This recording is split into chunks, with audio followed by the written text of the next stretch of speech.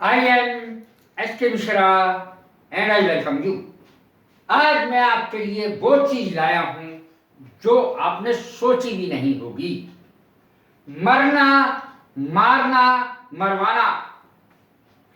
मरना, खुद मरना, किसी दूसरे को मारना और किसी के द्वारा मरवाना, तीनों चीज की मैंने व्याख्या की है, अंग्रेजी दी है। सबसे पहले देखें, एक चीज खास, हर जगह एक ही अंग्रेजी नहीं बनेगी मरने या मारने की। पत्थर मारना अलग अंग्रेजी है। He hit the child on the head with a stone. उसने उसके सिर पर एक पत्थर मारा, पत्थर से मारा, उसके सिर पर, उस बच्चे के सिर पर पत्थर से मारा। अगर आपको कहना है ईंट से मारा तो ब्रिक यूज कर दें, BRICK, ब्रिक। ब्रिक माने होता है ईंट, स्टोन की जगह ब्रिक लिख सकते हैं। मुक्का मारना की अंग्रेजी देखें, I hit him with my fist. इसमें फिस्ट लगाना जरूरी होगा, बहुत आसान अंग्रेजी है। फिस्ट माने होता है मुट्ठी। आई हिट हिम, हिट की तीनों फॉर्म एक जैसी होती हैं, हिट हिट हिट। इसीलिए मारने के लिए स्ट्राइक शब्द भी आता है, लेकिन उसका यूज नहीं करना चाहिए क्योंकि उसकी spelling first second third form में अलग अलग है। I hit him with my fist, मैंने उसे अपने मुक्के से मारा। मुक्का मारना।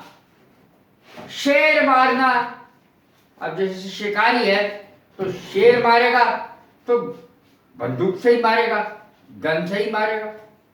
द हंटर, शिकारी ने शेर को मारा यानी गोली से मारा। The hunter shot a lion, ये पास्ट इंडेफिनिट का सेंटेंस है। ये वाला भी पास्ट इंडेफिनिट का है और पहला भी पास्ट इंडेफिनिट का ही है।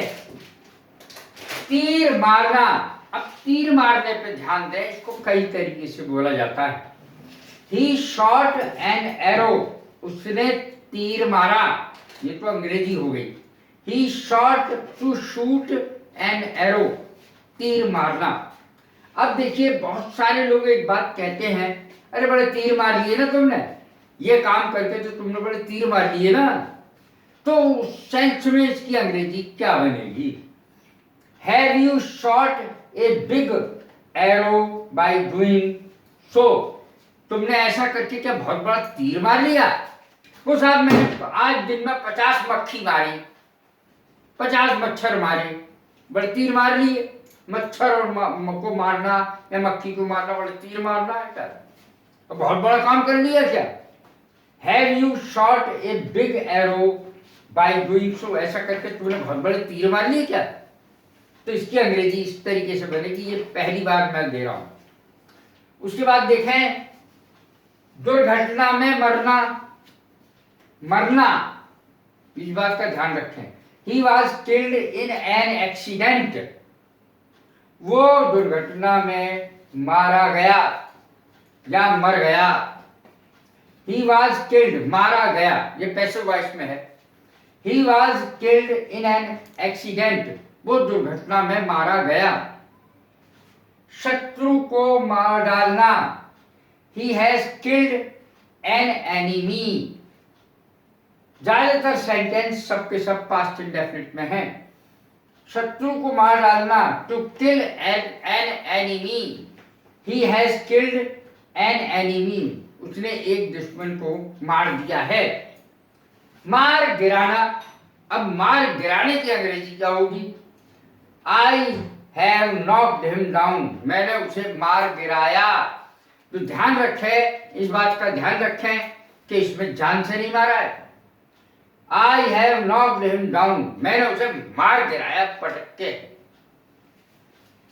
अब है अंग्रेजी मरवाने की, to get someone killed, किसी को मरवाना। Aurangzeb got his brother killed, ये भी पास्ट इंडेफिनिट का ही है। Orang positive verb, Aurangzeb got his brother killed, Aurangzeb ने अपने भाई को मरवाया। अब देखें मरना, एक सेंटेंस ऊपर भी आ चुका है मरने का, दुर्घटना में मरना, लेकिन he was killed in an accident में, दुर्घटना में मारा गया उसका अर्थ है। अब यार मरने का अर्थ है, देखें टू डाई इसकी अंग्रेजी है, अगर इसमें डी लगा दिया जाए DIED तो सेकंड और थर्ड फॉर्म बन जाती है died.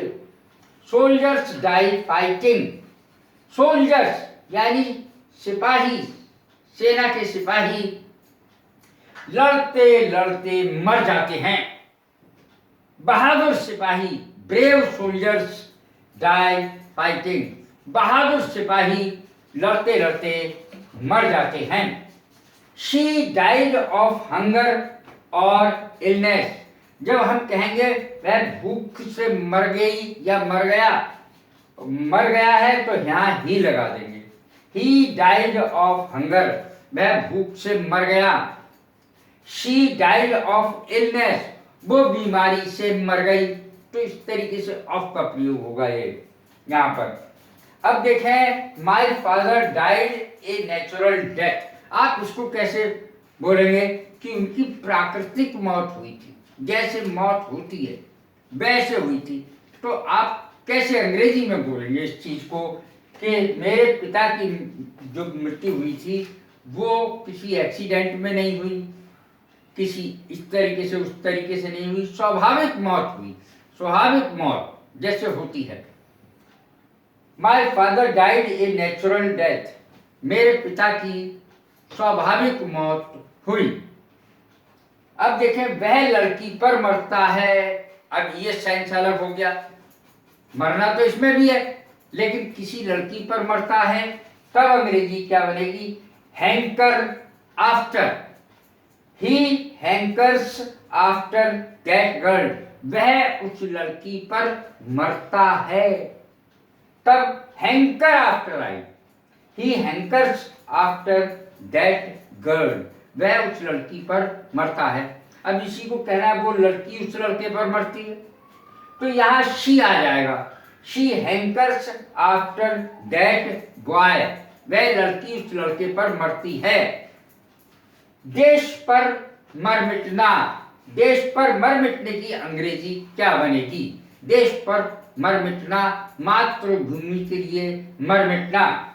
He sacrificed on the motherland, उसने मातृभूमि के लिए न्यौछावर कर दिया, स्वयं को सैक्रिफाइस कर दिया, बलिदान कर दिया।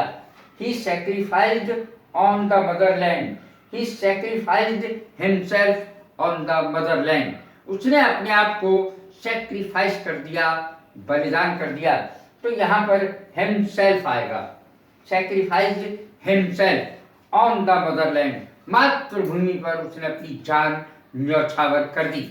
अब इसको देखें, ये नई चीज है बिल्कुल, मेरी भूख प्यास मर गई है, तो अलग अलग भी बोल सकते हैं। माई hunger has died away, my hunger has died away, मेरी भूख मर गई है, इसकी अंग्रेजी डाई अवे में आएगी। माई हंगर हैज डाइड अवे, ये प्रेजेंट परफेक्ट का हो गया।